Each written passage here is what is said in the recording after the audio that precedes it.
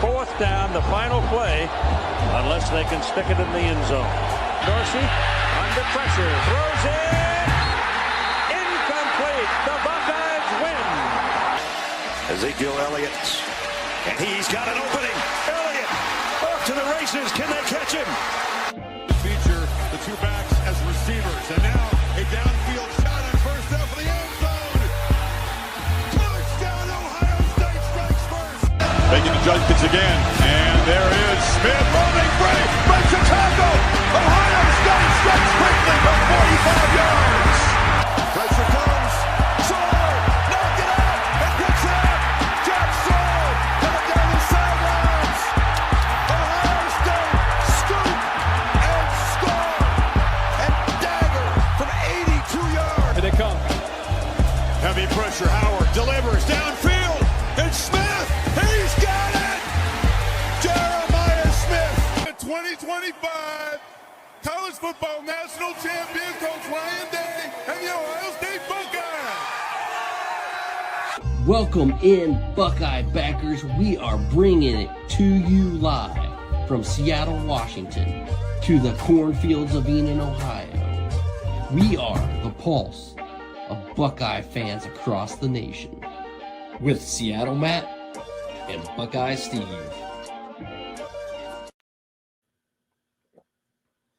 Welcome in, Buckeye backers. I am Buckeye Steve, and joined by one and only Seattle Matt, running this morning after show. It is a tradition carrying on from last year, and it is the show that you need to see on your Sunday morning. So like, subscribe, share, and follow us anywhere you get your podcasts or social media, because we're on there, and we are live on Twitter for sure. Twitter. Oh, sure. Hey, man, Ryan Day has cemented a legacy, right? My goodness. Coming out like this, none of us were expecting that, were we? And all the storylines. During open practices when I was there, seeing this team, I saw it with my eyes. I saw the elite talent. Every time I entered the Woody Hayes facility, I saw the swagger of the coaches, of the players, and I fell for all that hype. But the hype was real, man. And maybe it was because it was my first time really observing preseason camp. I was kind of like, maybe I'm overreacting, and maybe it's just like these guys aren't as talented as I think. I've never been here before and observed that. I thought they were going to be dominant and do another run at a national title. But then, I fell back against my instinct, and I picked Ohio State to lose in a close one because I didn't want to be a Buckeye homer. Well, I was wrong. I was absolutely wrong. My initial instincts were right, and I got to go with those because, second guessing yourself doesn't work. Almost never works. But man, oh man, can these young pups bite, man. It was inexperience really was the reason why I was like, you know what, I think Ohio State loses that, because the experience on the defensive level from Texas was what really changed my mind. But we got to go to Ryan Day, man. He is on a whole new level. He mentioned this is his birthright to be at Ohio State, and Buckeye Nation better love and feel fortunate to have him and have him feeling like this is his birthright, man, because this is second level. One of the hardest things you can do as a coach is insert your influence following a legendary coach and still maintain the success. And I don't know, I might go on and say that he's elevated it. Look at that, 7 straight top 10 wins. And going back last year, I'm doing the final rankings of these. They won at number 5 Penn State. I don't know what they were ranked during the game. They won at home against Indiana. They won at home against number 9 Tennessee. They won in the Rose Bowl against number 3 Oregon, who was number 1 at the time, of course. They won at the Cotton Bowl semifinal, number 4 Texas. They won in the national title, number 2 Notre Dame, and now beat number 1 Texas at home. I don't know if there's much more to say about Ryan Day than that, man. Great starting point. I just wanted to let you keep rolling there. It was all good stuff. I'm just impressed, man. This is second level.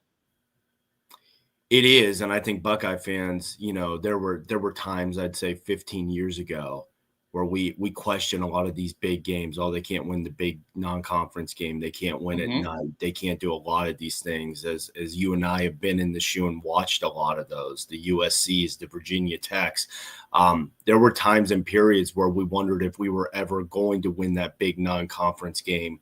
And you just rattled off, the last 5 games we played against 7 teams. 7 top 10 teams. I'm talking consecutively. You and I had to keep correcting each other via text messaging. The last 5 games Ohio State have played have been against top 10 teams, and they're 5-0. And if you want to take that a step further, 6 of the last 7 games they have played have been against top 10 teams, and they are 6-0 against those teams. Obviously, that blemish in the middle there, which we still believe is the catalyst to everything. So the fact that they're not just winning or going 500 against these teams, which going 500 against top 10 teams would still be a pretty good record as a coach by and large. Absolutely. He's 6-0 in the last 6 games against top 10 teams, or 7-0 if you want to include that Penn State game from last year as well too. That's an incredible testament that when you come and play a big game against Ohio State, you're probably going to lose now. And that permeates. Dude, say that again. Repeat that. Say that exact line one more time. I got to hear. It was beautiful to my ears. I mean, it is like 6:45, man. I'm just spitting off the cuff. It's hard for me to remember anything I say, but when a top 10 team comes and plays Ohio State, whether it's on the road, at home, or a neutral site, the mentality is now you're probably going to lose. That is insane to hear you say that, and I love every minute of it. I'm here for it. And yes, Absolutely. Matt is in Seattle, so it is 6:45 in the morning, and he wakes up just to do this show for y'all. So give him a round of applause. Submit it in the comments. What we want to know is, where do you think Texas falls to in the comments below? And is Ohio State outright number 1? Is there a legit shot that maybe, just maybe, someone comes in and steals the show in LSU? No. Because the announcers were talking about it yesterday that Penn State should be at number 1. They shouldn't get leapfrogged. What the hell? That doesn't make any damn sense to me. I mean, it doesn't matter. Yeah, if anyone wants to sit around and debate the AP poll on August 31st, have fun.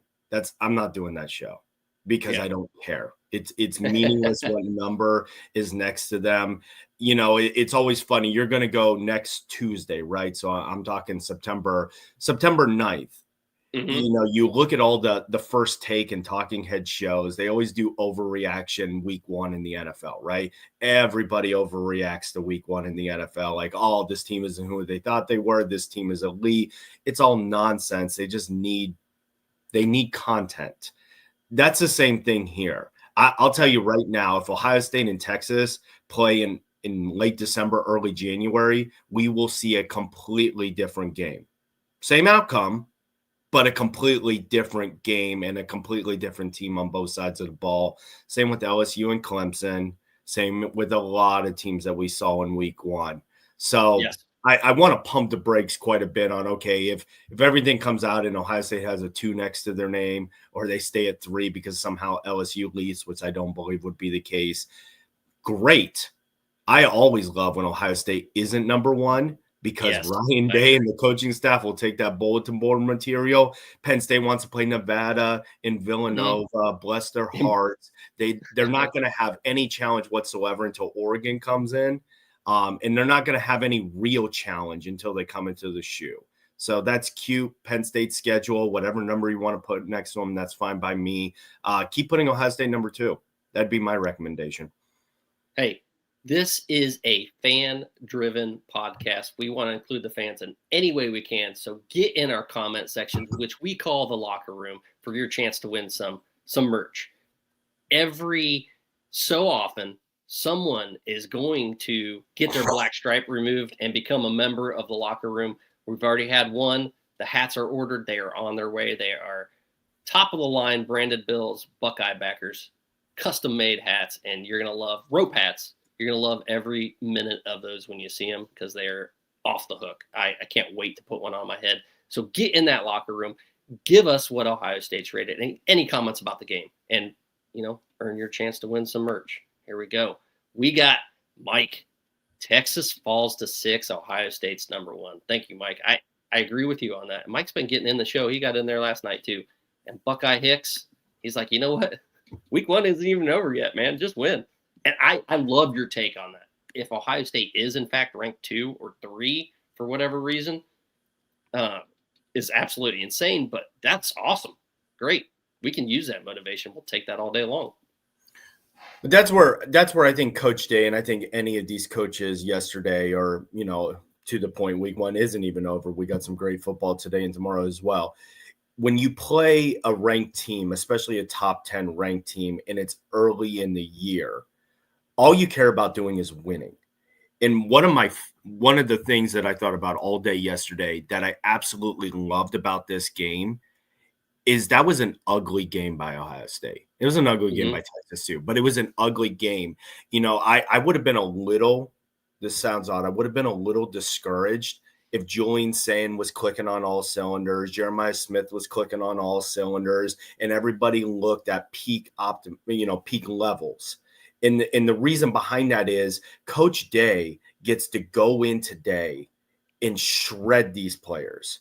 He gets to look at the tape and say, you did this wrong, this wrong, this wrong. You win that game. I'm not saying you were going to, but you win that game 38-7. It's really hard to break down the team and say you did all these things wrong because you just blew out the number 1 team in the nation by 28, 31 points. But when you squeak by with a win like this and your offense looks the way it did, that is great for this coaching staff because it gives them the opportunity to say, this is August. You're supposed to not be where you need to be. We have a 4-month odyssey to grow and develop. And if you think that you had a great summer and great practice, look at this game film. You didn't. You had drops. You had misreads. Linemen missed assignments. We will be elite, but we have a long way to go. And this film shows us that. So I really want to say that you could not have asked for a better win yesterday for Ohio State. You got the win. A critical win, but you also have a lot of tape to show areas of improvement. And we don't want this team peaking in August or September. We want this team peaking in late November, December. So I think that's also a major takeaway of this game, that I'm actually happy that we have a lot of area of improvement. Buckeye Hicks brings up some other games, and we'll get into that at the end of the show. So if we don't post it again, Buckeye Hicks. But I want to start with how this game opened. Gus Johnson was like, we got a generational talent in Arch Manning. Pre-game show. Klatt was like preseason Heisman favorite. Will he handle the pressure? And then they get into JJ. He's like the best player in college football. And before and after the game, Day was like, before the game, in Day's pre-game interview, he was like, we got a lot of guys playing for the first time, but they're ready. And he was absolutely on point with that, because it was the experienced guys that really struggled a little bit. They felt the pressure. Arch Manning was off. He did not get in the rhythm. He did not look like a Heisman candidate. I get it. It's his first start in a hostile territory. And Ohio State, the shoe was rocking, man. It was absolutely rocking. The one thing that I will say, Big Noon Kickoff was awesome today because the shoe was rocking, number one, and just starting off college football season like that for Buckeyes at noon. Didn't have to wait at all. It was the ultimate first game. Just I know I hate Big Noon Kickoff for big games, but that was awesome. And maybe we'll develop a love for it as it keeps pushing on, because it's not going anywhere, not anytime soon. I'd still prefer the night games, but maybe there is something to these noon kickoffs where you don't have these kids sitting around waiting all day, or coaching staffs, tweaking things at 3 p.m. when they shouldn't be tweaking things. You kind of just wake up, get in your routine, and go. So maybe there is some credence to it. I don't think you're ever going to take away from the landscape of a night game when you can play with the lights now that a lot of teams are doing, and you can get recruits in a timely fashion. I still think this is going to be a major problem for Ohio State and Big Ten at large long term, but I can see both sides now. For sure. I mean, it was awesome just for the first game of the season. Yeah, when Penn State comes to town, I would absolutely want that to be a night game. It's an unfair advantage to the visiting team, really. it's just our fans held up their bargain and they rocked the shoe. The one thing that I would love to hear more of is the crowd noise from Fox. Fox definitely cancels out a lot of that crowd noise during the broadcast. Pre-game, it sounds awesome. Like you could hear that crowd, the ruckus. ESPN does a phenomenal job of pumping in that crowd noise and making sure you feel like you're actually at the game. Like, I mean, maybe their announcers, Klatt and Gus, want to hear themselves talk a little bit more, but I really, really enjoy like being in the setting of the game, feeling the emotions, feeling the crowd is so much better than, listening to almost a stale environment with guys talking, especially when they definitely do not know how to dissect what a holding or pass interference is. And I think it was absolutely atrocious, some of the comments they made and some of the things that they're putting on social media. That play where Jeremiah Smith Jermaine Matthews kind of cut in front of their wide receiver, and then they had the guy behind it. Matthews turned, blocked the ball. There was like zero touching until the ball was actually past the wide receiver. Do you know what I'm talking about? He took a long shot, like kind of in the corner end zone, heading into the south stands. Mm-hmm. And they posted it on social media on X, and we're like, "Is this a good non-call?"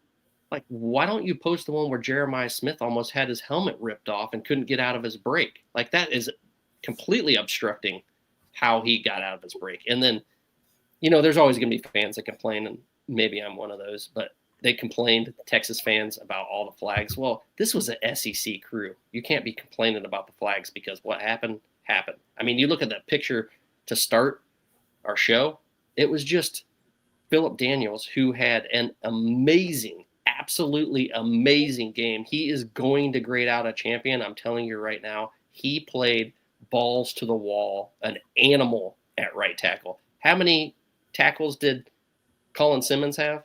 Two. He was a non-factor. In fact, gave us a 15-yard penalty for the hands to the face because Phillip Daniels was just giving him everything he could handle and more. Phillip Daniels was an absolute beast. Go back. Hey, if you want to see something awesome, go back and watch that drive where Ohio State scored with C.J. Donaldson.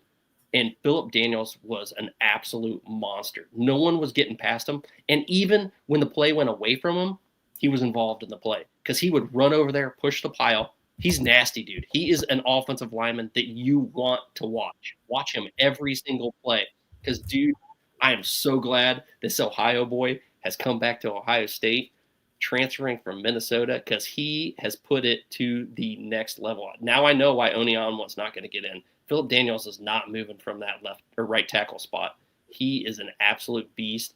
And even there was a play that went away from him. I think it was the A gap on the left-hand side. And he dove just to get in the way. He jumped towards the center so that the guard didn't have to do a combo block and just got in the way long enough so that C.J. Donaldson could get 5 to 10 yards. I mean, this dude is an absolute beast. Do yourself a favor, go back and watch that drive because it was absolutely a thing of beauty. If you like watching offensive linemen, you're going to love that.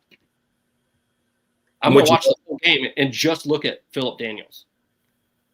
Yeah, and what you love to see is if you followed us all through kind of the spring and summer in our periodic shows, we really thought Oniawa was going to solidify that tackle position.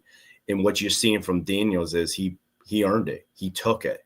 And then he demonstrated it against the number one team in the country at the time. So testament to him and his gameplay on all of that. But I think to address the penalties, we talked a little bit about this on Thursday. I don't think either of us wanted to see a high penalty game. We wanted to see them duke it out.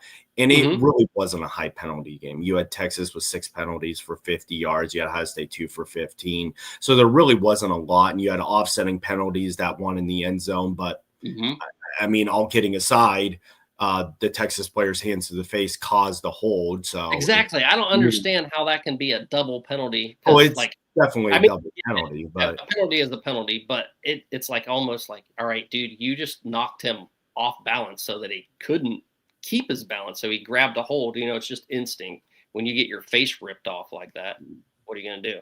It is, but to your point, you said you hold. So you hold. I mean, it's fine. But that's where, again, by and large, I thought they kept the penalties pretty clean. Although I will say penalties were the major factor in the first Ohio State scoring drive, really kept them going. But when you go back and watch the replay on those, they were, obvious penalties, hands to the face, stuff like that, or things of that nature. You can see right on film, and they're always going to have penalties. Are always going to be a major driver for clickbait in terms of media coverage, especially those iffy ones, because then you're getting both sides kind of going in there. So I wouldn't really sweat it. That's where you dig in deeper to the stats. If you start seeing double-digit penalties or triple-digit yardage in penalties, then you start questioning a little bit. I thought by and large the officiating was fine. I got to be honest, though, in these kind of games, I'd actually like to see a neutral third party, non-Big Ten. Yeah, I do too. Go pull an ACC crew in that has no skin in the game whatsoever. Yeah, I think that is absolutely odd. I mean, that's what they do in the playoffs. That's how when we played Clemson, we had the SEC review crew, and they screwed us, with that fumble return for a touchdown by Fuller. And you're just naturally going to have a little bit of bias, and absolutely. That's not knocking the SEC or any other conference. You're naturally going to want to gravitate to that, and that's where I think the Texas touchdown. You look at that play, and there's two sides of it. The football fan in me says it's a catch, because I think the rules around what is a catch are just so ambiguous anymore that I kind of like, listen, you watch the play. If it looks like a catch, it should be a catch. So the football fan in me says that's a catch. Technically, that was not a catch. He used the ground. The ball moved. He alternated hands. If you go by the letter of the law, it absolutely wasn't a catch. And that was one of those instances where you look at that and you have to question a little bit, okay, is that kind of the SEC bias in there? Yeah. And that is – it wasn't. But as a football fan, I want that to be a catch, because it shouldn't be that technical, But if we're going to get technical, all right, you just said a hold's a hold, even if you get your face mask pushed to the point where you're falling down. So if we're going by the rules, we go by the rules, all right? If there's no ambiguity, I can't even say the word. If you can be ambiguous, right, then go ahead and be subjective. But we're not being subjective. We're following the rules. So you need to call that an incomplete pass. I agree. And like I said, I wasn't going to get all up in arms about it, because you start analyzing. You start analyzing every single aspect of a catch. You'll start losing your mind. At the end of the day, if a kid makes a great effort, you kind of let it go. And he made a great effort on that play. So he did. I'm not going to sit here and rail on it all that much, but that was a little disappointing. I really don't think the referees played much of a factor at all in yesterday's game. And if Texas fans want to say they did, let them have it. Well, go back and watch that play, because there was just the ever so slight, and it was slight, so I don't blame the receiver, but the receiver pulled down on the back of Jermaine Matthews' jersey just enough to throw him off. You lean back like this when you're running full speed, it makes a difference, right? And Jermaine Matthews almost got there still. He was in good position, but it was just enough. I think he could have actually got his hand on the ball and knocked it away if he hadn't been pulled back. It wasn't enough. It wasn't enough to complain about. And you probably don't see it in live action, but when they do the slow motion replay, it's like, oh yeah. It's just like that Jeremiah Smith, when they got there early on the sideline and hit him, and the crowd was like, whoa. But it was like, that was like slow motion. You can't see that in real life. It's, so you don't know. It's like bang, bang play. Dominique Ambrose, what's up, man? Thanks for joining the show, buddy. Get in the locker room. We got more coming from BJ Blanton. Where will Ohio State go tomorrow in the rankings after beating the number one team? I would assume that they're number one, but hey, put us number two, please. Like you said earlier, Seattle, put us number two. That would be awesome. That would be a great motivational tactic, at least for the Buckeyes. And this is what I really, and we start with all this.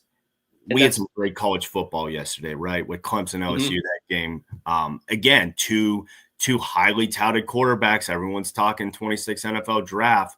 Absolutely underperformed in that game. And you could say, okay, well, maybe the defenses are ahead of offenses in week one. So again, let's let the season flush out. But Nussmeier and Klubnik did not look that great at all yesterday. We can all agree Arch Manning and Julian Sayin didn't look that great at all yesterday. Alabama's quarterback Simpson did not look great at all yesterday. So, you have to let this season flush out quite a bit. But there wasn't a lot of strong quarterback play yesterday. And ultimately, what I want to see when this year ends is I want to see teams like Penn State punished, because Penn State's non-conference is a joke. It is an absolute joke. And really, they have 2 games on their schedule. Oregon comes to town, which you bringing the best team from the West Coast to your place, not as easy as it sounds. And then you travel to Ohio State. Penn State needs to be punished for their schedule. And that's where I love the new tweaks in the formatting to the college football playoff, where Texas and Clemson are not going to be punished too badly for what happened yesterday, because of the fact that they played top teams. It was 1-score games. You're not going to punish that loss, but you shouldn't be rewarding a bunch of crappy wins. And that's where I really hope, no one's going to like this, I hope the SEC and the Big Ten are starting to get some of these 3 teams in, and the ACC and the Big 12, unless you're going to start playing really good teams week in and week out, you should be punished for your schedule. So I think you need to tip your cap to Texas, Clemson, even Alabama. You got to tip your cap to the team. Ohio State, LSU, Michigan. Michigan's got it next week, absolutely. Yeah. And in Oklahoma and all of them. So really hope that the committee overvalues this type of scheduling, because we had a great slate of games last week, and I really hope they start punishing the teams that are playing the Nevadas and the Villanovas of the world. And Buckeye Hicks has said it before. He was like, this is the opportunity for college football to shine. There's no NFL. Like, if you make just absolute marquee games Friday, Saturday, Sunday, you got all the attention in the world. This is where you want your matchups for college football. If you want eyeballs, if these networks want eyeballs, week 1 has got to be it, man. You got to do this Labor Day weekend and really shine. And they did this year. It's been an absolute amazing college football opening weekend. And man, oh man, am I here for all of it. We got another good one tonight, man. Notre Dame, Miami. I mean, don't sleep on the South Carolina Va-Tech game today. I'll That's tell you true right now, too. South Carolina, people don't realize they were a 9-3 team last year. I can't recall what they did in the bowl game against Illinois off the top of my head. I don't know if they won or lost that one. But Lenora Sellers could be the number 1 pick in the NFL draft next year. So they have a top-tier quarterback there. They could be a sneaky team in the SEC, which, by the way, SEC, Texas lost, Alabama lost yesterday, already starting out with some of their blue bloods losing. And just so you know, I am absolutely ecstatic that Buckeye Hicks is getting in the locker room, because he is the original backer. So get in here, brother. I love it. And he's been saying this for 2-3 years straight. Opening weekend of college football with no NFL games should be a spectacle of bangers for 4 straight days. I added the straight in there. Dang. Buckeye Steve had my back. That's right. I got your back, brother. Always. This locker room is off the charts today. I want to thank BJ Blanton for being in here, man, because he brought up a subject we got to get to, man. Get JJ that damn ball. Number 4 has got to get a touchdown next week. You know what? They tried. And I want to show you a little bit. If you remember last year, and you remember any of our conversations prior to against Texas last year, there were a lot of curls, right? They had those curls because the defense was playing, kind of a safe defense, letting everything stay in front, nothing behind. They don't want anything over the top to JJ, right? Or any other of our receivers. So what happened? What did Ohio State do differently? Last year, Jeremiah Smith was out wide for those curls, and he wasn't getting the ball because the first read was right down the middle. It was open. It was always open. And it was a lot of times to the tight end or the slot receiver. Well, what did Ohio State decide to do differently this time? Look where Jeremiah Smith is lined up. He's at the slot. And then you run a guy out in motion, and guess what? Where Jeremiah Smith goes, wide open, because they are bailing on every play. Absolutely bailing.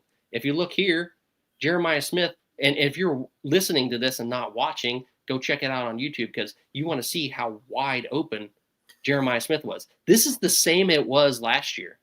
It's absolutely same. You do those curl routes, boom, it's open every single time. This is the play where Jeremiah Smith got it for 16 yards.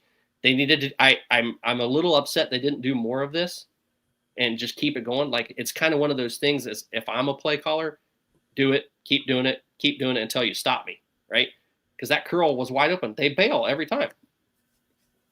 Jeremiah Smith, wide open, gets the ball, 16 yards. Boom. Do it over and over and over and over again until they stop it. Then you can go into your next level of plays. And that's last year. We didn't get to see that next level of plays because guess what? Penalty, penalty, penalty, kill drives. Well, the penalties were reversed this time around, and Ohio State got out of this with the win. Just give me your feelings on that. I think early on the drops played a major factor. Yeah, because they did. What you're looking at, if I'm Julian saying, I say, okay, when push comes to shove and I need a big catch, I need 4 yards, I need something to take place, find number 4, get him the ball. And there were a couple crucial moments early on where, and these weren't bombs or anything like it, but the drop passes, again, don't move the sticks forward, don't progress the offense. And psychologically, that's damning. You had Max Clare drop one on the first drive, and then you had Jeremiah Smith drop 2 passes and then in subsequent drives. That was a psychological factor, in my opinion, for saying. And before you get any further, I want to answer this question from BJ because that's a good point.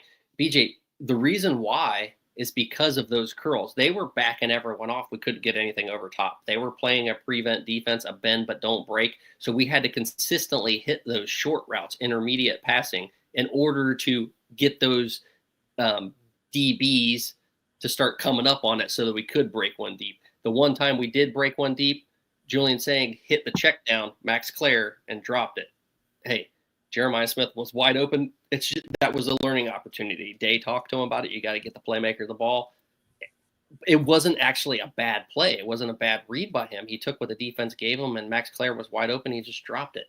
Now I want to talk about another play where they did those short intermediate routes, and they had Max Clare do a curl, and then Jeremiah Smith did like a post, and everyone went with Jeremiah Smith. So Max Clare was open. He had to kind of continue his curl inward a little bit and make it more of an in, and he was wide open and got a first down. I think it was like a 3rd and 3, and that was a big life-sustaining drive for us in the first half too. So they did everything right. It was just, those drops hurt us, like you said, and there could have been some more scheming done, I think, to get Jeremiah Smith the ball, but we got out of there with a win, and you can't complain when Day's doing what he's doing, man. Getting those 7 straight against top 10 teams, that's absolutely amazing. All right, we got to throw the ball a lot more next week than run the ball. I don't know about that. We could obviously force Jeremiah Smith the ball in these light games against Grambling State and Ohio. But that's where yesterday's mentality was win the game. It wasn't style. It wasn't we're going to impose this type of offense on Texas. None of that applied. I guarantee you that Coach Day, in not so specific words, wanted Julian Sain to be a game manager. They were not looking to put 350 yards of passing offense on the board. In fact, that probably meant that the game was not going favorably. I think when he looks and he sees Julian Sain with 126 yards, he's probably saying, yeah, it's kind of 100 to 200 range was probably in line with what I was looking for out of the quarterback play. Yeah. And that's where you're not looking to go 1, 2, 3, 4 in your progressions like you will later in the season as you develop in the offense more. So maybe down the road against Illinois or Penn State or somebody else, he sees that over the top one-on-one coverage with Smith and he goes to it. Sure. Right now, it was about make the smart read, make the open read, take what the defense gives you, will live to fight the next series of downs. Sure. And so I don't see any problem with that. And I don't have Jeremiah's targets. I mean, he still had 6 receptions. If off the top of my head, I want to guess he probably had at least 10 targets in that game. The piece that I was disappointed with, and we talked about this on Thursday, was I wanted to see Tate, Ennis, and Claire get more catches, more targets. Tate with 2 catches, Ennis with 2 catches. Claire with one catch, right? And then I don't have their targets right up in front of me. And there was a couple drops. I mean, we weren't passing the ball a lot, and they were restricting us from going downfield. So taking that shot for Tate was awesome because, I mean, that was where, Day, I think, told him after he missed Jeremiah Smith on that one, unload, man. Go ahead. Unload. We know you can do it, and we got the playmakers to do it. So he did, and it wasn't an underthrow, but we have wide receivers that are NFL ready now.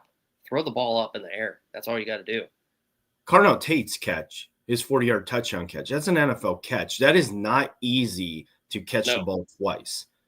And the Texas defender had great coverage on him, batted the ball away initially. It was a clean defensive play, but he stuck with it and he caught it twice. That's an NFL-type play by Tate. And that's how you are going to develop Jeremiah Smith and make him into that elite stat wide receiver, is by getting the other playmakers the ball when they're going to double cover him.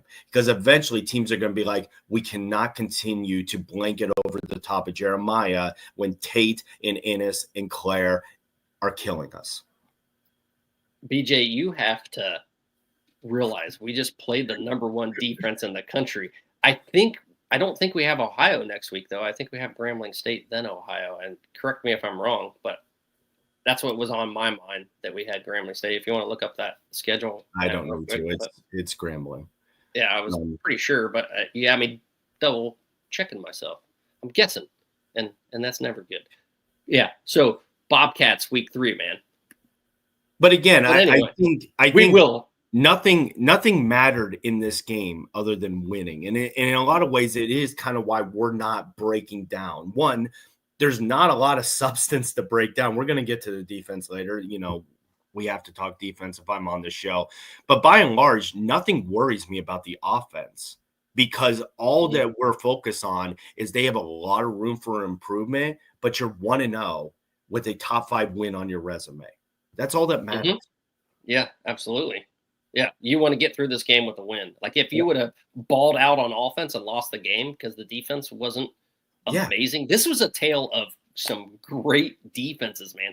That is what, people don't understand how college football has gone overload on offenses, and the defenses have gone the wayside. But defenses win championships. These are good teams.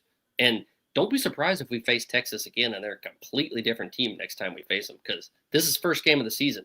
Remember, there are no scrimmages in college football. You work out a lot with a loss in the first game, and it's almost good for Texas and Arch Manning that they got a lot to work on, because they're going to go in, look at the film, and see all the mistakes, all the, what ifs. Like, what if we completed this pass? What if we completed that pass? What if we didn't get this penalty, hands to the face here? What if we didn't get the holding here? If they clean up some of those mistakes, man, this is a banger of a game, and it already was.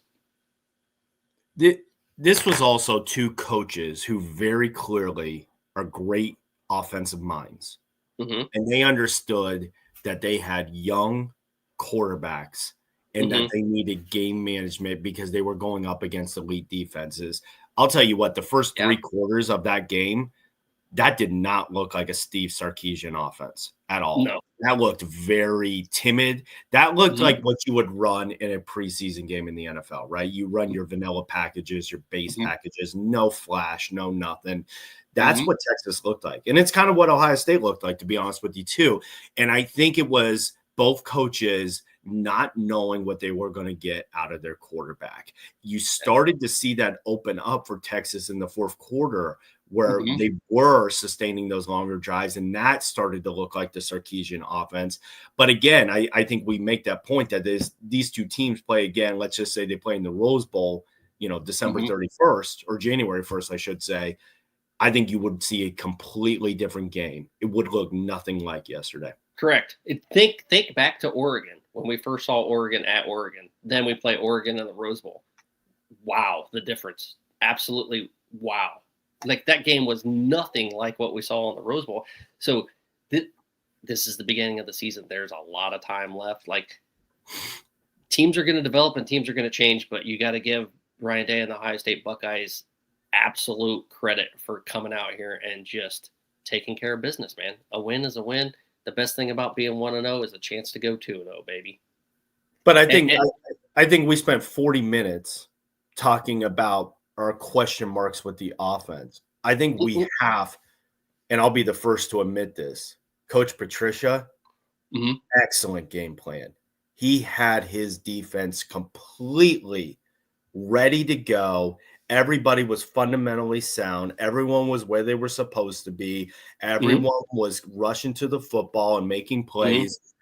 They did a great job overall. And I mean, I think, again, some questionable play calling from Texas. You and I were talking during the game. Why is it Texas abandoning the run?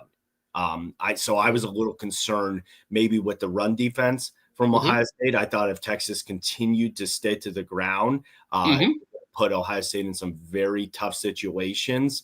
But all in all, I thought Ohio State's defense did exactly what they needed to do in a game like this.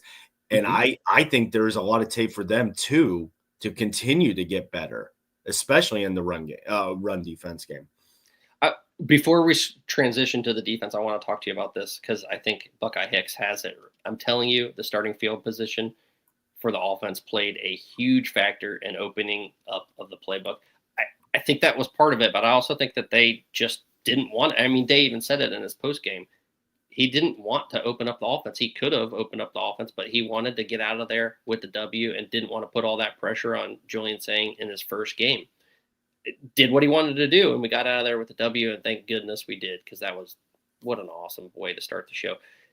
And let's get into that defense. Let's just do it, because that defense was amazing. You were right. Matt Patricia had these guys ready to roll from the start. Arvell Reese, we heard a lot about his athletic ability, about his length, about his speed, about his freakish nature. Well, you saw that on display. You heard from Sonny Styles in his interview on, Wednesday night? On Wednesday night, he said, yeah, the backs out of the backfield, we know. They scored 2 touchdowns on that. We know we got to stop it this time around. Well, you know what? Who was the first person there to tackle when they had it to a swing pattern right out there on the left sideline? Sonny Styles. Dude, he backed up his talk. Absolutely backed it up. And damn, man, this defense is going to play. They're like a number 1 defense in the nation. I mean, there's zero drop off from last year. The talent across the board is phenomenal. I told you guys, like, I don't know if you were on the show with me or not, but Jermaine Matthews, I told you in the preseason, he's going to be a first day draft pick. He's going to be a number 1 draft, not number 1 overall, but first round draft pick in the NFL draft. He's that good. And you saw that on display today. One thing we have to point out, and we bashed this guy last year quite a bit, and rightfully so, Davison Igbinosun, right? Yep. Leading the team in tackles. I did not expect that. 10 tackles. I think he had 11. I'm staring at 10. All right, 10. All right. I'll go with science. But most importantly, 0 PIs. Yeah. 0 PIs. You know, had a pass breakup, was outstanding in coverage. Looks like he has really cleaned up his technique. Now, I don't really want my cornerback leading the team in tackles, right? That's not ideal. Let's not have that moving forward. But he cleaned up his technique, and he had 0 penalties in a great pass breakup, a fundamentally sound pass breakup. So I think you have to, certainly Matthews had a great game as well too, but you got to tip your cap to Igbinosun. Yes, absolutely. We talked about this, like putting mitts on them in preseason camp. Like, I absolutely want to do it. I wanted them to do it, but dude, he was always in the right place. And he said in his, when we got a chance to talk to him and ask him some questions in this, preseason interviews, he said, I just needed to turn my head. He was always there. And we said it. He was there. He was in the right position. He just yanked. It was Didn't do it today or yesterday. Didn't do it yesterday. It was just turning his head. All he needed to do was find the ball. And boy, oh boy, did he. I did not have that as even someone remotely possible to be the leader in tackles. Igbinosun. But that's essential. It's essential for this defense when you have Igmanosin and you have Matthews and you have the safeties. What you're doing is you have that confidence now in that secondary that they can be out on islands. They can be in man-to-man, and you're not worried about it. And what it allows you to do is it allows you to play a lot of different styles on defense, but more importantly, you're helping out a younger defensive line. Last year, I expected them to naturally get home with 4. But now you have the ability to get home with 4, not because you had the talent that you had last year, but because your secondary is blanketing. And after about 5-6 seconds, the quarterback's getting sacked. So I think the secondary is going to help the growth and the development of the defensive line. Yeah, and I think we have 2 lockdown corners. You got to give credit to Lorenzo Styles, the way he played too. He balled out. I mean, he was in the spot he needed to be in every time, was guarding his man. A lot of times they didn't take shots his way because he was right there. There was no shot to be taken.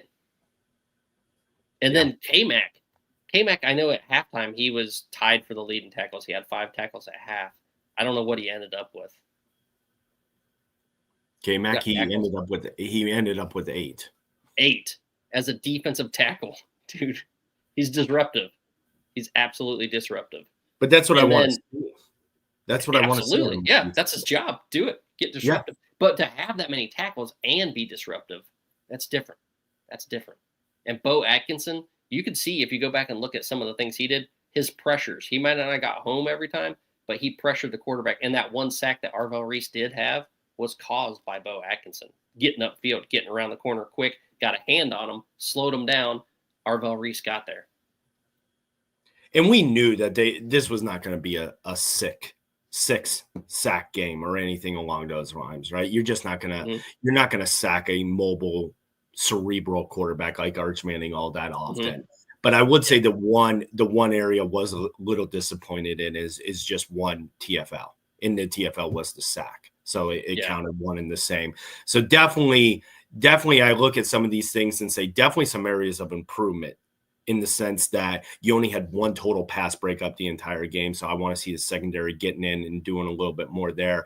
Definitely, I think tackle for losses are one of the most important stats for a defense, because if on any play you are just naturally pushing that offense back, it puts them behind the sticks, it complicates their playbook, puts a lot more pressure on the offense. So definitely want to see the TFLs improve, but that's the beauty of this game is in week 1, your defense balled out. But again, Coach Patricia gets to go in this morning and critique and criticize and really break down to build up.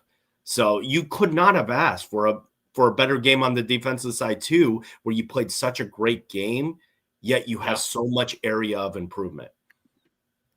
For sure. This defense was awesome. I want you to read, while I pull something up real quick, talk about what your thoughts were with Matt Patricia and Buckeye Hicks' comment. I got to pull something up real quick. So go ahead and read that. And, just seeing him being joyful out there was amazing.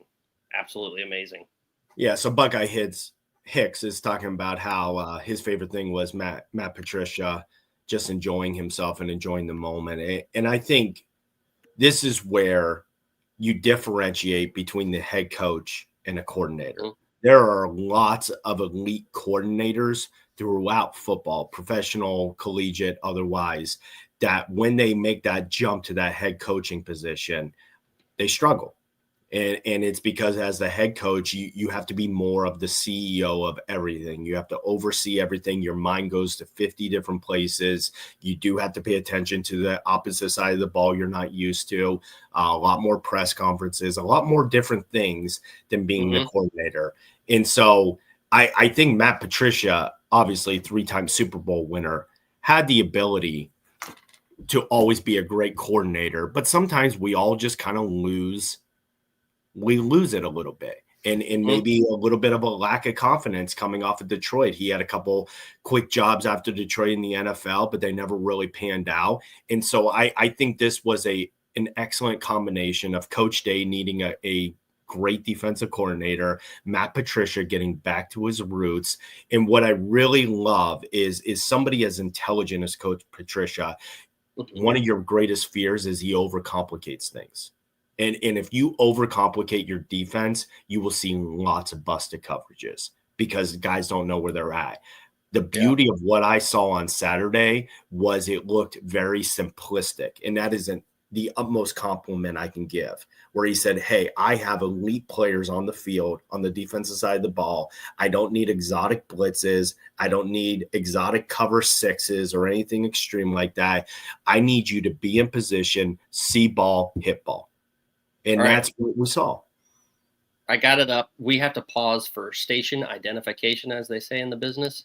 So we are part of the College Football Backers Network, where you can go to this homepage and see a variety of articles from all different sources. We have Big Ten, we have the ACC. If you want to read about the Seminoles and their great win against the Tide, they scalped them, man. And go read what Dominic Ambrose had to write. If you want to read about Ohio State and what Tony Thomas had to say about it, actually, that is a fantastic article. I haven't read Dominic Ambrose, but I know he's a great writer.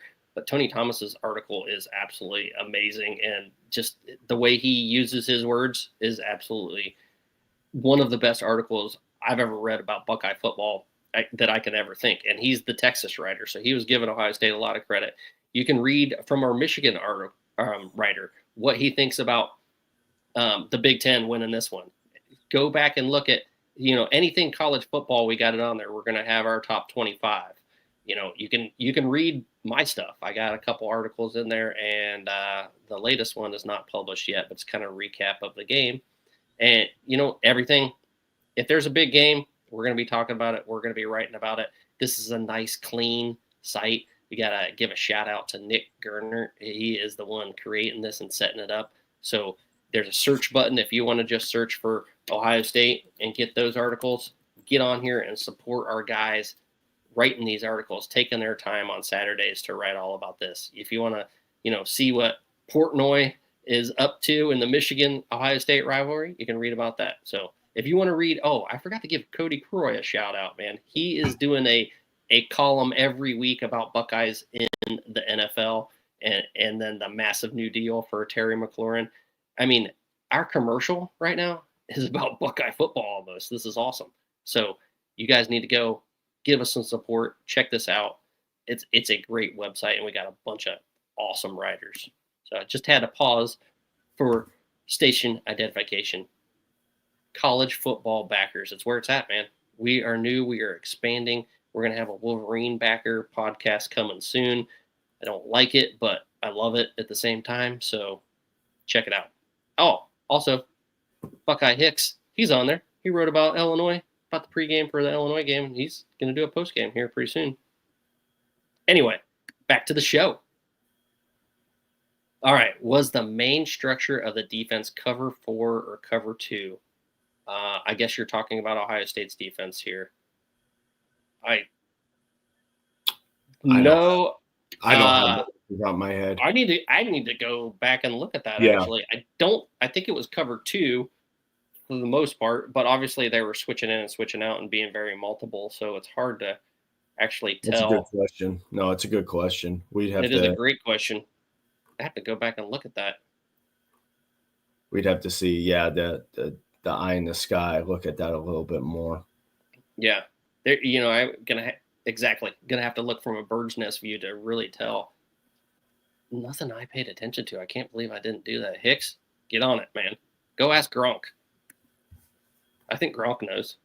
But I think another point we need to hit on was the fact that Julian Sayin came out in this game and looked poised. Yeah, and that's something. I'm sorry?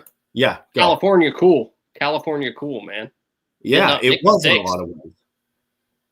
And that's where, again, you just maybe I assume most college football fans watch the game because any top 5 game you want to tune in and watch, Buckeye fan or not. But let's say you didn't watch much of the game and you're just looking at a stat line, 13 for 20, 126 yards and a touchdown. You're probably thinking, it's a brand new quarterback, didn't know what he was doing, probably got his eyes bright in the big lights.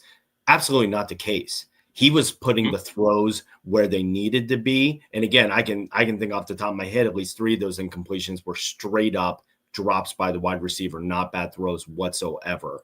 And a couple of those were just clean cut, get the ball, throw the ball away, which are smart quarterback plays. So I thought Julian Sain put the ball everywhere it needed to be throughout this entire game. Maybe a little bit of an underthrow on Tate's 40-yard play. I would have liked to see a little bit more air on that. But why I bring that up is I think what would be most concerning about Arch Manning was his misses were bad. I mean, the first throw in that game, he spiked the ball 2 yards in front of a guy. And on that same drive, he overthrew somebody by 2 yards. If you go back and look at Arch Manning's misses, they were bad misses. They weren't near people. There were balls getting thrown in the secondary, just skipping off into the great beyond. They were nowhere near people. So I was a little surprised at the inaccuracy of Arch Manning. And again, typically if you see those high throws, that's okay, kid, calm down. You got the adrenaline pumping too much. There were a couple that were spiked into the grass. That's not adrenaline. That's overthinking. So I really want to give credit to Sain for effectively managing that game, doing everything he needed to do from the quarterback position, putting the ball in the right place. And sometimes the right place is the third row of the stands. That is a good throw in a lot of ways. So kudos to Julian. Arch, he looked rattled. I'll get that up there from Dominic in a second because I have something I want to share with everyone. If we're going back to the offense, then I'm going to share this because I absolutely want to. All right. I know that's your passion piece. I got my defense in, so you can talk your offense.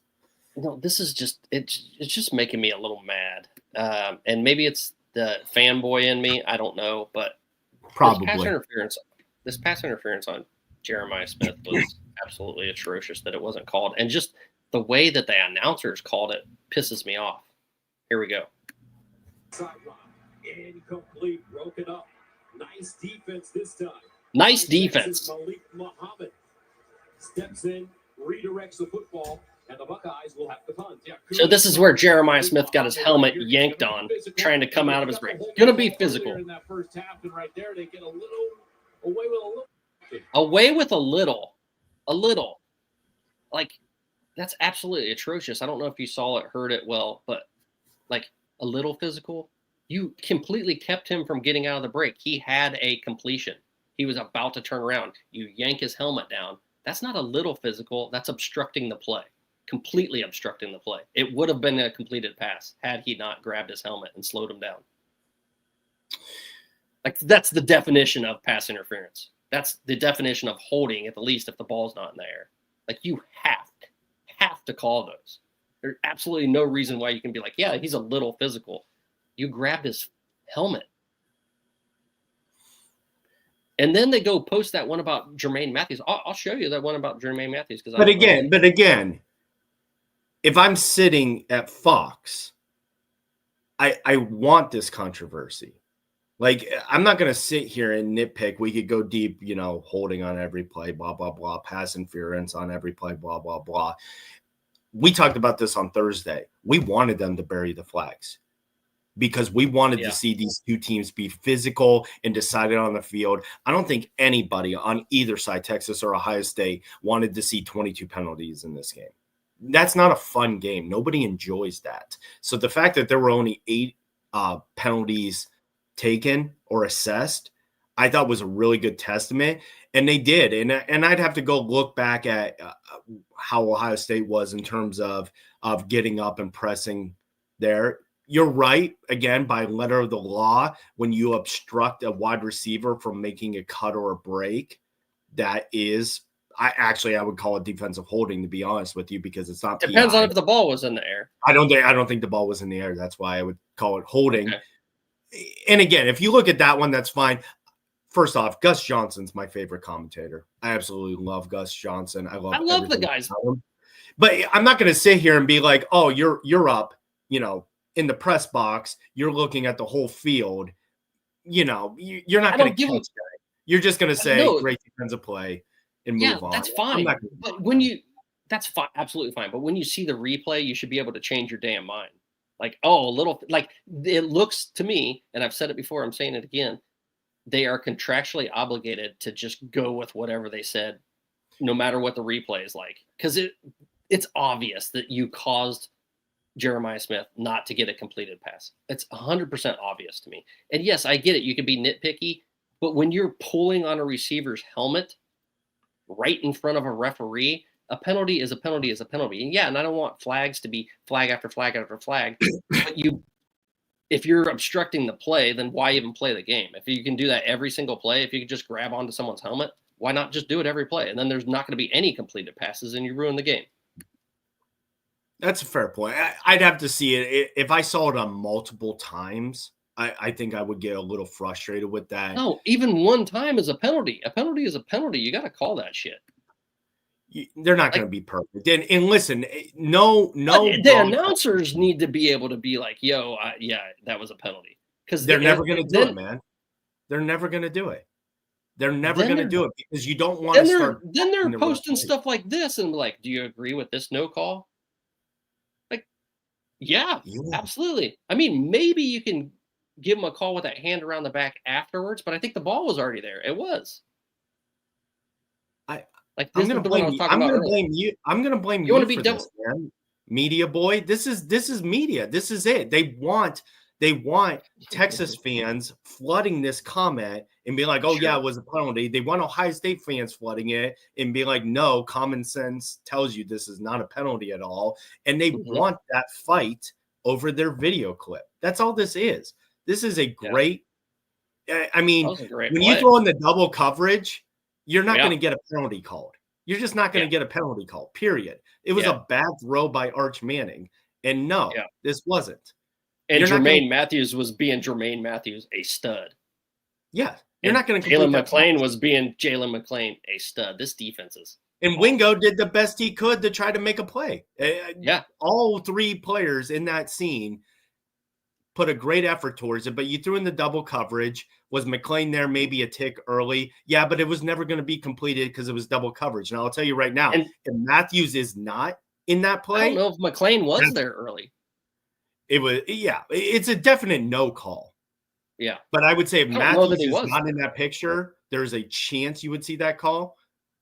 I mean, he was. Yeah. But that's when the ball was already there. Look at it from the other angle. Look at it from this angle. Ball. Yeah. I don't know that he had his hand on his shoulder. And he wasn't pulling even if he was. It's an absolute no call. But again, this is where Ohio State fans, we all have to realize we have one of the best fan bases in the country. Every media outlet knows we have one of the best fan bases in the country. They know we're going to consume the product. They know we're going to watch it. They know we're going to get chippy. It's Ohio against the world. We all know that. So don't get hooked. Don't take the bait.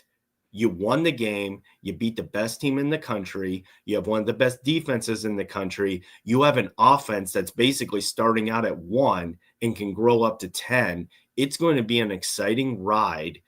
Let everybody else talk. You're the best team in the country, and you're the defending national champions. Don't get hooked. Josh Gurley, my dear friend and an awesome dude, says that was a few things: a bad decision, bad pass, and a PI.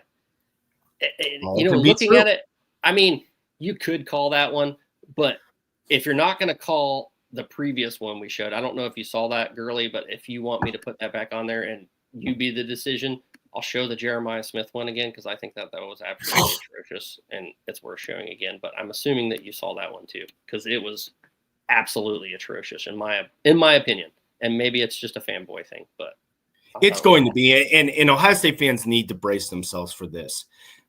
Ooh. Jeremiah Smith's probably going to have a lot of penalties against him that are not called throughout the season. And the same thing's probably going to happen next season. Again, if you watch college football or you watch the NFL, again, as somebody, Cleveland Browns fan watching Myles Garrett is unblockable. He is unblockable in the NFL. You could equate him to Micah Parsons, TJ Watt. Guess what? You go back and watch the film of some of these elite players. They have penalties against them all the time, and they just don't get called. That is football. And Jeremiah Smith is an elite talent. You're going to have cornerbacks and everybody grabbing him, tugging him, trying to get any advantage possible against an elite talent. Probably going to have 5 penalties a game put on Jeremiah Smith that are never called. He's going to have to overcome that because the elite players overcome it. All right. We have 100 people watching live at the moment, which is pretty damn awesome. I don't know what I said, Buckeye Hicks, but I appreciate the love. Thank you, man. Yeah, what was he preaching about? I have no idea, man. Again, it's only 7:45. Coffee still hasn't kicked in. I have no idea what I've said here today. I honestly need another coffee myself. Yeah. And that reminds me, we are working on a coffee sponsor currently. So hopefully that comes through pretty soon because I will drink the crap out of some coffee. That's for damn sure. So will I. All right. I'm glad it wasn't called, Josh Gurley says. I actually am leaning towards George's point. I am. It's the way it's going to be. Arch wasn't ready for the environment, but the experience was invaluable for the rest of the season. That's absolutely true. And Dominique Ambrose kind of said the same thing. He looked rattled in the game, and it's a completely different environment than anyone has ever seen. You go back and listen to some of the guys from the Indiana game when they came to town. It's loud, man. The shoe is actually ruckus for big games. The problem is it's just like any other stadium. You get a nooner for Grambling State or Ohio, it's going to be a snooze fest, man. It is going to be an absolute snooze fest. But that's what it should. Every game, good calls, the bad calls, the no calls, it's all part of the game. I agree with that. I do agree with that. But if you're going to be an announcer at a big game and your opinion before seeing the replay was it's a good no call, you can change your mind and say, oh, yeah, on second thought, that looks like it was a pretty bad penalty. They're never going to say that. That's what I'm trying to instill here is as commentators, you do not. But they say it for like incomplete passes. Why would you not? Like, for instance, we'll go back to the Clemson. Say, hey, 2019. From 2019. When Herbie was like, that's a catch. That's a catch. He had possession. That's a catch. Like, they didn't change him to be like, hey, you know what? They were seeing the replay and they kept their opinion on what the replay showed. Like I don't remember what they said before live. I think they just said it's a fumble and a touchdown. They didn't have an opinion either way. But after seeing the replay, Herbie was like, that's a catch. And so was the other commentator. I can't remember his name. Who's always with Herbie? Fowler. Yeah, Chris Fowler. Yeah. He was also they said it with the touchdown. Go back and look at Texas's touchdown. Joel Klatt and Mike Pereira both said technically that's not a catch. Yeah. They both said that. And Mike Pereira was like, I would not be surprised if they overturned this. Correct. So they do it. And again, when you're a national commentator like that, you have to be subtle in your critiques of the referees. We're like, oh, they might have got away with something there. Mm-hmm. Or that was a little too much hands than you typically like to see. So you're being subtle. You're not going to be like, oh, that absolutely was a penalty. National. But sometimes they do. Sometimes they do. They shouldn't. I mean, they shouldn't. If I was teaching that, you do not want to come across like you're bashing the referees. You're supposed to be coming across as completely unbiased, and you don't want to dig into it. It doesn't have to be biased to tell the truth. Like, if you absolutely think it's a bad play, a bad call, like, that's not bias. I know. I get it. You're not going to see it. You're just not. And again, you don't want these type of penalties. And again, to reiterate the point of the elite NFL players we talked about, Jeremiah Smith's going to get held a lot. He's going to have a lot of things not go his way because everybody's going to be zeroed in on him and everyone's going to be looking for an advantage because he is an elite talent. Now we need to see the progression of Jeremiah Smith in the sense of, hey, it's not about yards after catch. Catch the damn ball first and then go be amazing. Yeah. Go run cleaner routes. Go make it so blatantly obvious that they have to call it. And if you think every time you're getting held, you're getting a penalty, you're not. You're not going to anymore. So you have to fight through those routes and you have to have that guy holding your jersey to get that call. You have to have your helmet ripped off to get that call. We need to see major progression from Jeremiah Smith from year 1 to year 2, because now you are the number 1 eyes on the defense in college football. You're not going to get every penalty called. Fight through the route. I like that take. That's a good take, Seattle. I do appreciate that. That's true. Are we worried about a sophomore slump with those 2 drops? No, I'm not worried about it. And again, this is where Ryan Day has to just be so giddy, because you got the win, but you get to go in today and rip these guys apart. And that's what you love as a coaching staff. Nobody wants, next week when you beat Grambling 66-0, throw the game film away. There's nothing to gain from a game like that. There's no value from it. There's so much you can break apart of this game and say, hey, yes, we did the good things. Yes, we got the W. That's the most important aspect of any game we play. However, here's a list of 50 areas we need to improve in. That's a coach's dream. So you could not have asked for a better game. I do disagree in one small aspect of there's nothing to gain from Grambling State. There is, and that's the backup reps, how the second and third teams do and get experience in games. This is the vital part. You don't have that scrimmage. We need to test some stuff out with the young pups. We saw some of the young pups bite. We saw Devin Sanchez get in that game, played well in crucial moments. And you texted me, I think, during the game. You're like, I don't know about this here. Well, guess what? Guess who? No, I said I'm scared of Sanchez. I'll tell you what I texted you. I'm scared of Sanchez. We were picking on him. Yeah. We were picking on him. Guess what? Guess who trusted him in that amazing time? In the crucial moments, Matt Patricia and Ryan Day. Because I've seen it out there. The dude is a stud. Jarquez Carter got some minutes in. I'm going to go with my man C-Dub because I reposted this. I'm just going to go ahead and say exactly what he said. Only freshmen, Devin Sanchez and Jarquez Carter, getting pressure cooker snaps against the number 1 team in the nation. How cool is that, man? How cool is that? To see these freshmen, these studs out there balling. Smith with motion was too much for the Texas DBs. I agree with that. Matt, you are paused, brother. Oh, there we go.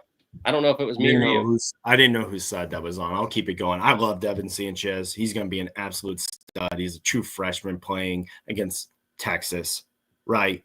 So not going to sit here and be too harsh on that. But yeah, I actually look at Grambling in Ohio the next 2 weeks, and I would say last year getting those second and third teamers in and getting those reps was invaluable because you had a lot of experience and a lot of talent that you needed to see what those next second and third depth looked like. I don't actually think that's the case with Grambling, Ohio. You know what I want to see? I want to see Sane out there a while. I want to see reps. And this is not meant to be disrespectful to Grambling. They're going to be airing it out, aren't they? They should be. And honestly, this is where I would like to see the maturation of the passing game.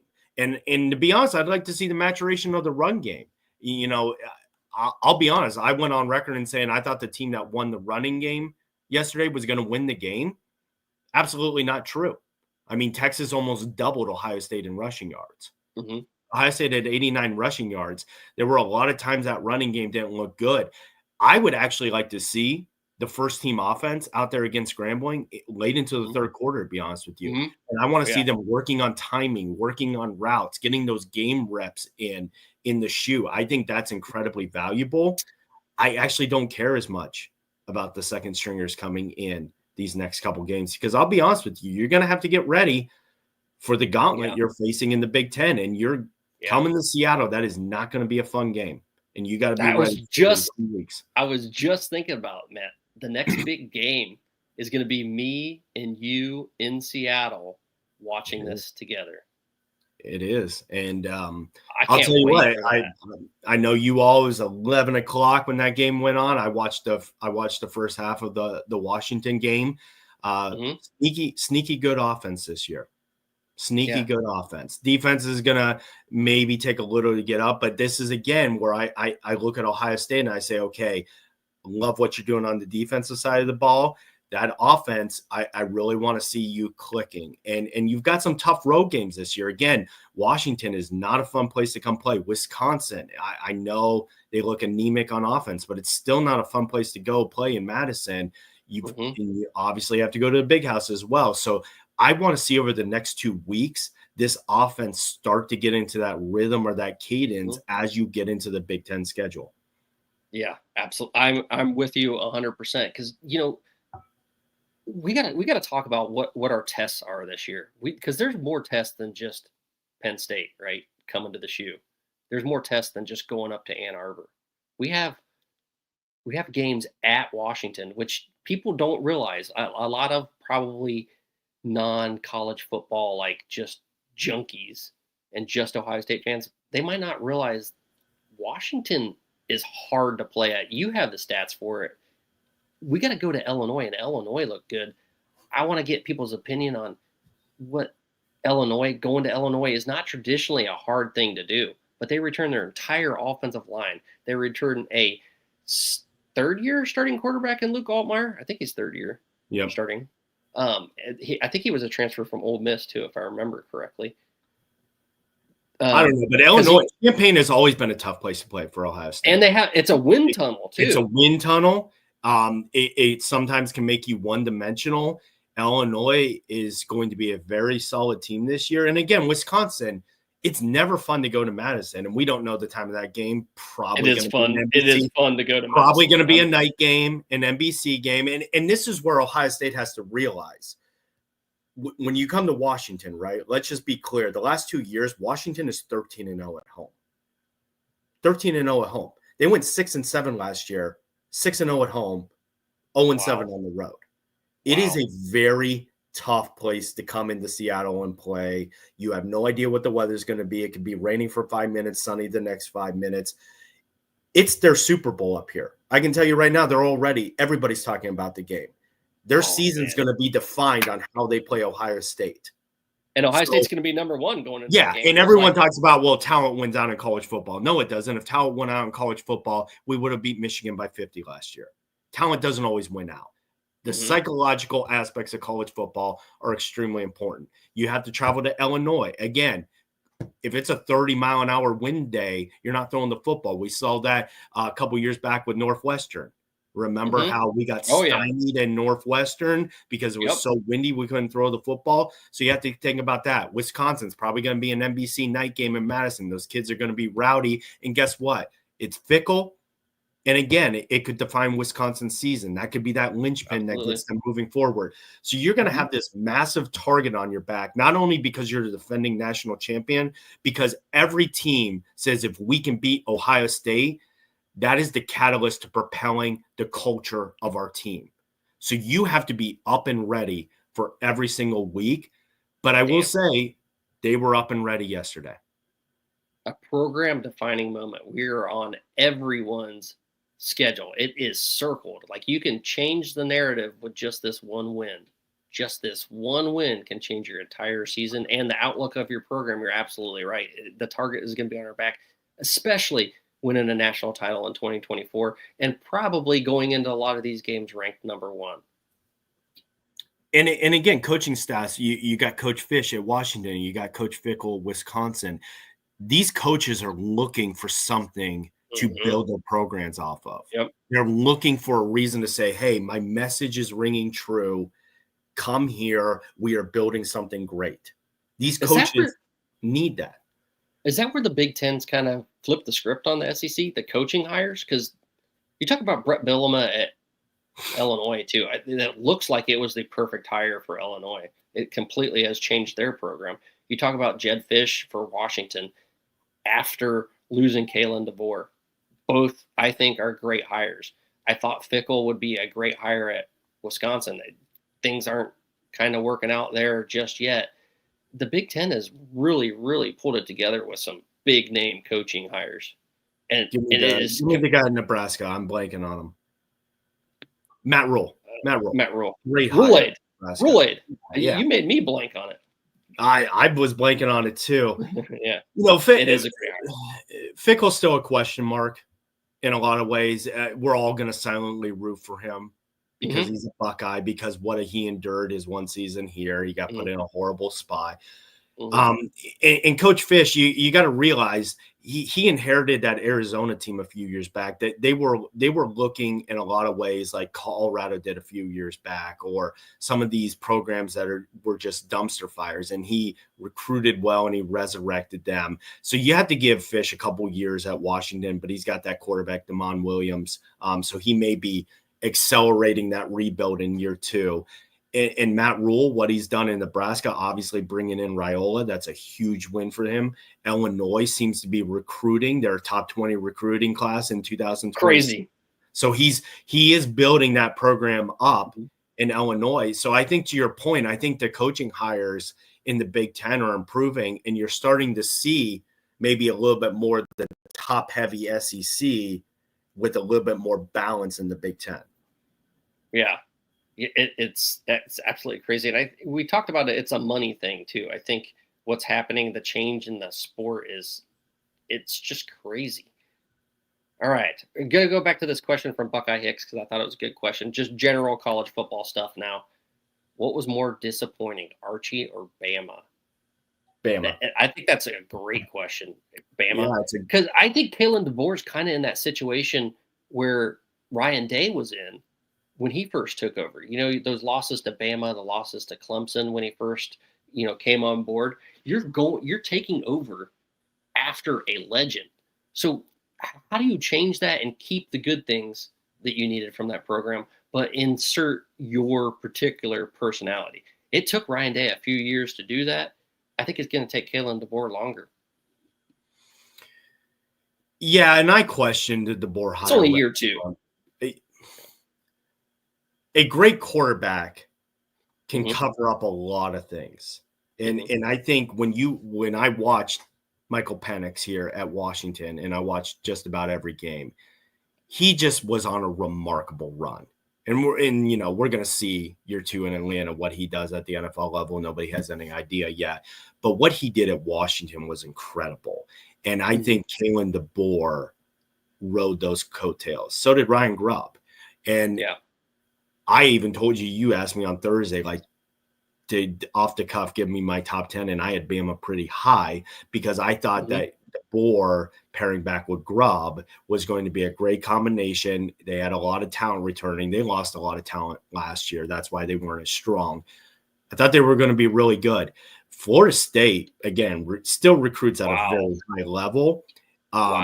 Castellanos, I like some of the things he did at BC last year, but I always kind of thought he was a gimmicky quarterback.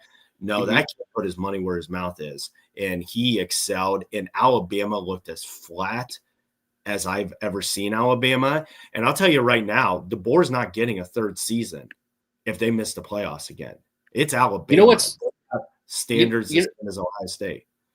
You know what's really interesting about that game? The transfers that they got at Florida State were all from teams that had beat Bama. They got transfers from Tennessee, Squirrel. They got transfers from Vanderbilt that beat Bama. All these transfers that came in had experience beating Bama. That's crazy. It didn't look like Alabama. If you watch that game, they looked completely inept, vanilla. Like they didn't know where they were supposed to be or what they were supposed to do. That's coaching. That is absolutely coaching. And so you kind of have to start asking yourself, okay, is Kalen DeBoer a great coach, or did he just catch lightning in a bottle with Michael Penix? And you're starting to think that it could be the latter as a result of that. And he parlayed that into a nice job. I know Washington fans were furious when he left. That may have been a blessing in disguise.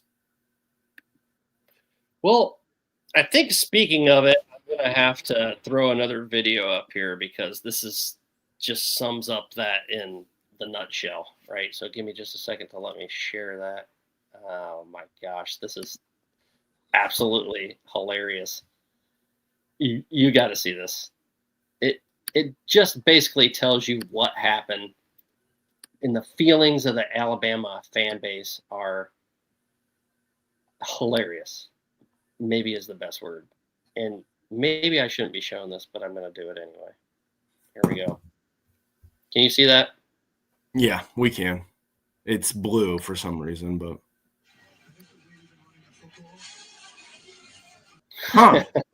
was that on national TV? It was on national TV. Yeah, that's right from the game. But I man. think we can use all of this to continue to say, yes, you go back 8 months ago. Let's go 9 months ago. We were all furious with Coach Day. We went on this show and actually we're talking about what's the buyout look like? Is he the right coach? What are the options? Ryan Day and his coaching staff proved all of us wrong. And we saw that again yesterday, that Ryan Day has instilled an elite culture, but it's coaching downward, and it's permeating through every aspect of Ohio State.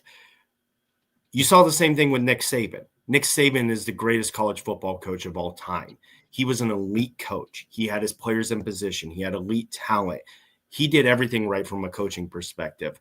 What you're seeing is it's no longer about the logo on the helmet or the name of the program. It is now about coaching. And you are seeing that manifest itself at Ohio State, where we have an elite coach and an elite coaching staff. And you're seeing these other blue bloods that think that they can just plug and play any person they want to in there. No longer the case. No longer the case. Dominique says they got transfers from Alabama as well. I didn't realize that, and I probably will as soon as I get off here and read your articles, because, man, I bet that I'm excited to read that one, actually. Good for Florida State. I've always said if I wasn't born a Buckeye, I would have loved to run out of that tunnel in Tallahassee here. I can't imagine what that's like to run out of that tunnel as a player and just get pumped up seeing, Osceola throw that spear into the dirt every single time. I like the tradition there. I hated Bobby Bowden when he was there because they were winning so much. And, I'm a Buckeye fan, born and bred, always been, always will be. But if I had a second team or a second life to live, I would want to be born or have gone to Florida State. With Dabo and Clemson losing at home to LSU, do they have to now win the ACC for playoff hopes? No, they don't, because they get a good matchup with Florida State now. I don't know if they play them in the regular season, but they'll get them in the championship game, maybe. Who cares? It's the ACC. Yeah. They mean nothing. That ACC could still do it, man. ACC still got some top-tier programs. It's Clemson. It's Florida State. Georgia Tech maybe, and you also have Miami. So we'll see what Miami brings to the table tonight. But I think you also have to look at Dabo. Also week one. Let's pump the brakes on overreaction Sunday. But I think you do have to look at Dabo in the same sense that I was talking about with Kalen DeBoer. So Dabo's run was with Deshaun Watson and Trevor Lawrence. Great college quarterbacks. Were those great college quarterbacks masking some things? Because it looks like they may have been. And I know a lot with Dabo, he didn't get into the transfer portal until late. He didn't get into NIL until late. But now again, I'm being told, Uyunglele was going to be the next great talent. He couldn't develop DJ Uyunglele. And then it was Cade Klubnik was going to be the next great talent. You're not seeing that development from Klubnik, at least not in that game. He was rattled in that fourth quarter down the stretch. Sure. So you start to have to look at Dabo again and say, hey, were you the benefactor of successful quarterbacks, or are you a damn good coach? And right now, I think the jury's still out on that. And you look at the other best team in the ACC with Miami. I have no confidence in Mario Cristobal. And maybe SMU sneaks up in there. But again, I have to look at talent perspective as well, too. So if Clemson, even though they have the talent, they may not have the coaching, Miami's always going to fall on their face. I have no confidence in Carson Beck whatsoever. I have to look at it and say, no, I don't really fear the ACC. I certainly don't fear the Big 12. It's probably going to come back to, again, who's going to get hot out of the Big 10 or the SEC. Well, I listen to a lot of podcasts. I'm sorry for changing the subject. And I just realized I listen more than I view sometimes. If I was listening to our podcast, I would want clarification on what we talked about when you said, was that on live TV from the Alabama game? It was the fan flipping off the camera on live TV. So I just wanted to clear that out right now. And yes, you overreaction Sundays are definitely even more of a hot take for week 1 because we don't know yet. These teams are all going to develop a little bit, and week 1 losses don't matter anymore with the 12-team playoff. You can run through your schedule the rest of and you could have at the 4-team playoff if situations were right. Look at the 2014 Ohio State team. You lose to Virginia Tech on week 2, run your schedule, and you make it in. You can have 2 losses and you're going to make it into the playoffs and you get to show yourself there, just like Ohio State did last year. I get that that's not always going to be what happens. Like you might not overcome and push past adversity like Ohio State did last year. It was a unique team and a unique set of leaders on the team that helped them get to that level. But it can be done. And that's the beauty of the 12-team college playoff. I just hope we don't push it to more. 12 was perfect. Sometimes you don't mess with excellence. And you look at Texas, their schedule. They have Ohio State, Florida, Oklahoma, Georgia, A&M. I could make the argument that if that's a 9-3 team the first week of December, but you see maturation from Arch Manning, and you see those teams I listed all in the top 25, all good teams. Yep. I would much rather see a 9-3 Texas team who said, yeah, I'll travel to Ohio State. Last year, I'll travel to the big house. I want to start rewarding the Texas that go 9-3 in that case like that over ACC schools, over Big 12 schools, and I'll be honest, over a Penn State who doesn't have the guts to schedule tough games. And so I really hope this committee is going to reward Texas for this loss. Absolutely. If Penn State has 1 loss and Texas has 2, I would argue that Texas is more deserving. If it comes down to that. Yeah, even if Texas has 3 losses, I would say they're more deserving because Penn State had a chance to schedule tough and they chose not to. And when are they starting to do that? I don't think they're doing it this year. Oh God, no! They're adding the conference is a joke. No. I'm talking about the playoff committee. When are they adding this year? There's variables. Strength of schedule. Oh, the formatting around it is the sense that they will look at this game and they're not going to punish Texas as you shouldn't. So losses to good teams, especially on the road, are not going to be punished as much. However, losses to like a bad team will be punished a lot. So strength of record, strength of schedule. I realize those are somewhat similar, but they're not. It's a component beyond that, though. So they're going to be looking beyond that in the sense of it's not just strength of record, it's quality of wins. You start stacking up 11 wins against a bunch of nobodies.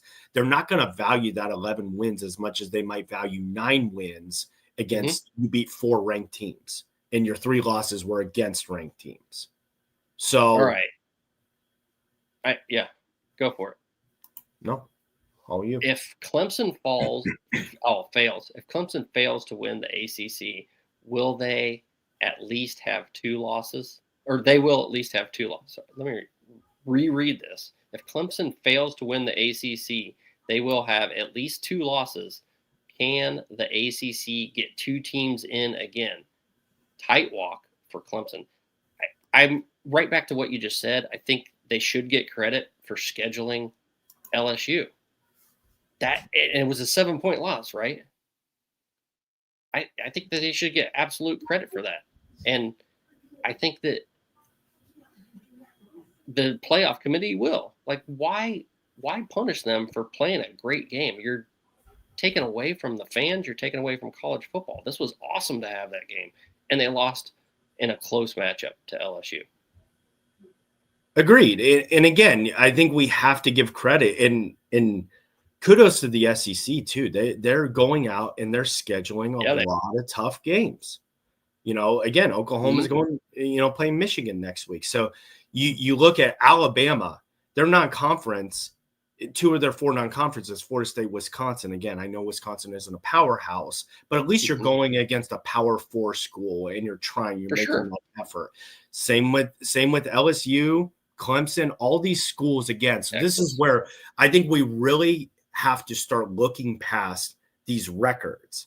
And I would say 9-3 or better. I definitely want you in the consideration for the college football playoff, but I really want to see this committee punish schools in the Power 4 who do not schedule big-time games. Understandable. I think that I agree with you 100%. Like, we got to reward big games or we're not going to get them. Exactly. Go look at Nick Saban's tenure. Did Nick Saban ever schedule tough non-conference games? No. Did he avoid Georgia pretty much all the time? Yes. I think he played Georgia twice in a 10, 12-year span. It was amazing. It's mathematically impossible how they figured that out. But he did. And he'd play LSU, but LSU was a roller coaster. They were up, they were down, all that stuff, because Nick Saban knew one loss and he'd have to get on his soapbox and rant about how his team should be in the playoff. He knew he had to go undefeated. That era, thank heavens, is dead, where you should never have to go undefeated to have a chance at a title. We have to start punishing schools for not doing it. Absolutely. And that is a great kind of closing point to wrap up the show. Let's get these good games. We had a wonderful weekend of college football, and there's still more to come. So get on your TV, watch this, and enjoy all these great games we have. But before we get out of here, I gotta show you again, because there was a couple things I failed to mention with college football backers. It is cfbackers.com is the official website. You can Google it and it will come up too, but we'll post them all on social media. This is sleek. I want to show you one thing. I'll pull up Tony Thomas's article because it's an Ohio State one and it's awesome. The good thing about our articles is it's this black background. It makes it easy to see. We can get everything in there, the game highlights, but also we have 0 advertisements. If you're tired of those sites that just have flooded advertisements where it's hard to even read the article, we're not going to do that to you. Once we start adding some of the advertisers that have been reaching out to us, we're going to give you 1 or 2 links. We're not going to make it so hard to read that it's why watch, why read, why even pay attention. But check out our articles, get on there, give Tony Thomas some credit because this is a fabulous article. Maybe I'll just read like a line or 2. However, when the clock struck 0, the Longhorns limped out of the horseshoe with a 14-7 loss hanging off of Bevo's horns like Christmas garland, and with a lot of questions and no answers. If I could read a little bit better, that would have been fantastic. But just wanted to give you a little bit about cfbackers.com. Check it out, enjoy it, read it, consume it. You're going to love it. Any last words, Seattle Matt, before we get on out of the show? No. Ohio State's 1-0. 1-0, baby. The best thing about 1-0 is a chance to go 2-0. Thank you all for joining us. Big Ten Buckeye backers. We used to be Big Ten backers. Buckeye backers, God bless. Have a great evening and enjoy this opening weekend of college football. Peace. As always, we'll be here for that morning after show every Sunday morning at 9:30. So join us.